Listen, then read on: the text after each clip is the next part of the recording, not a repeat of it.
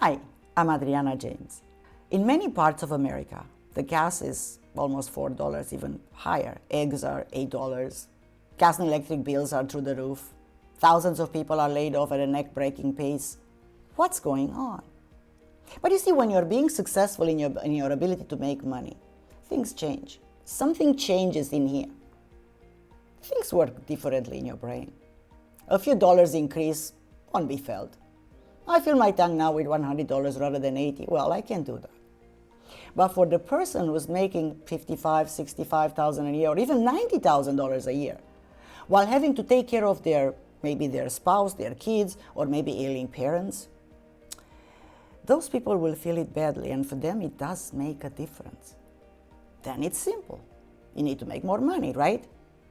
But you don't feel like changing anything because you're comfortable doing what you've already been doing for a while. By the way, if you keep doing what you've already been doing, that's a recipe for failure. Because we're going through an incredible time of change. More of the same won't change things for you. To hope that something or someone from outside will come and save you won't solve the problem either. So what's the solution? There are many probably, but I'm going to talk from the perspective of NLP and also the offshoot of NLP called timeline therapy. Because from this perspective, these two sets of technology have a completely different approach through many, many techniques and thinking skills. Both modalities give you the ability to see things ahead of time and the skills to navigate the massive changes we're going through, which in turn sets you up to be prepared. This is not running through your head, worst scenarios possible. No. This refers to the correct understanding of the reality and the transitional times we go through. Let me give you a little example.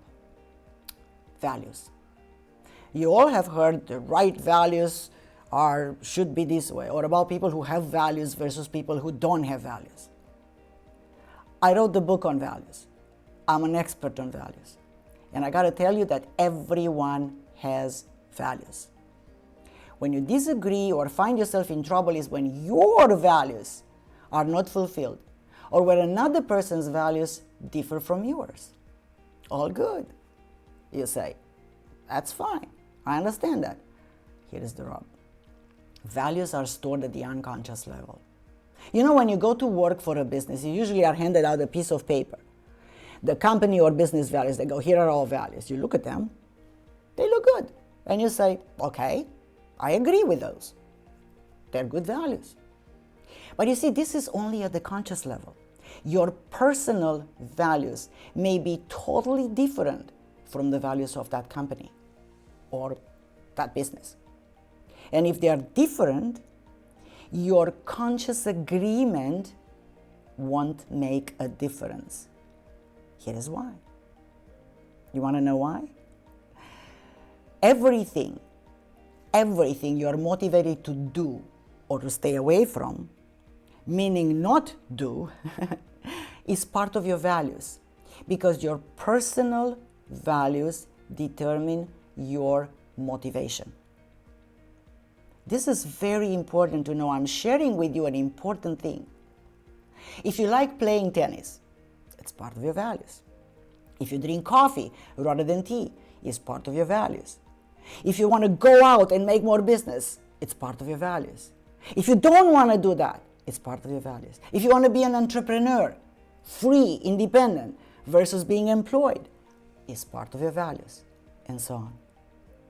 See, because values are what's important to you, not what you like, what's important to you.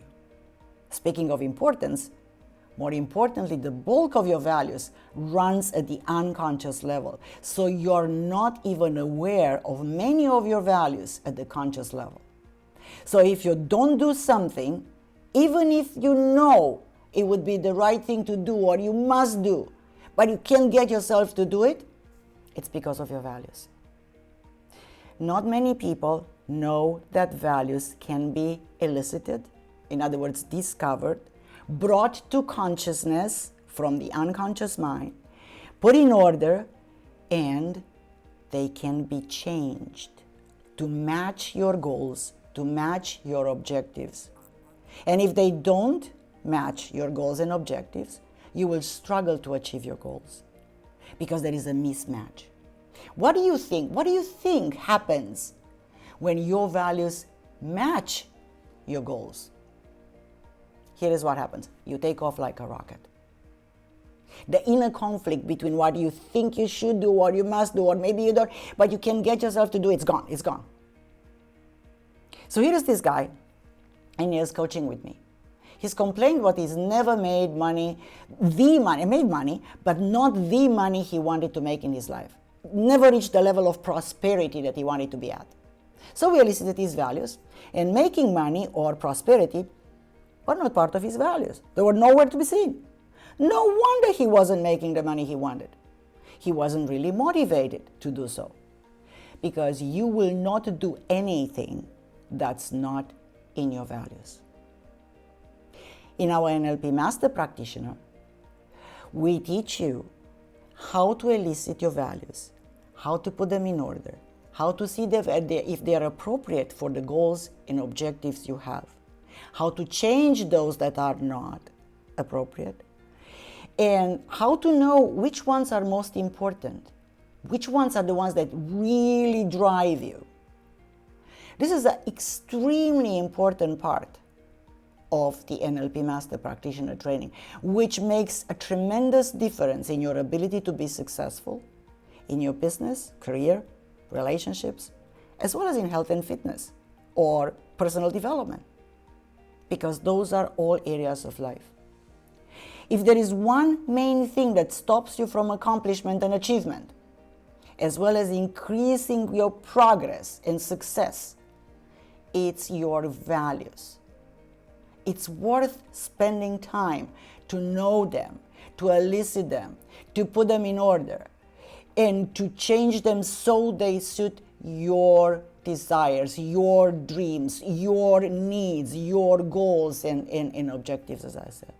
The ripple effect you will positively feel, it's virtually throughout your whole life. So, working with values, my friends, is one of the things that if I was to recommend something, I would say everybody needs to learn.